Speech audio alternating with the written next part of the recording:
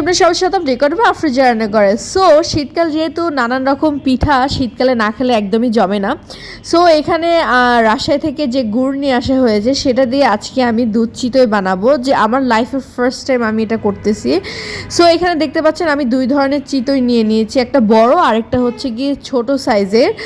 তো আমার কাছে তৈরি করতে গিয়ে যেটা আমার এক্সপিরিয়েন্স হয়েছে সেই দৃষ্টিকোণ থেকে আমি বলবো ছোট পিঠাটাই বেস্ট, আই হোপ। আর যদি আপনি অনেক দুধ দিয়ে করেন, যেমন 6-7 কেজি দুধ দিয়ে করেন, সেক্ষেত্রে আপনি বড় চিতইগুলো দিতে পারেন। হ্যাঁ, সো আমি এখানে আর কি দুই ধরনের চিতই দিয়ে দিচ্ছি।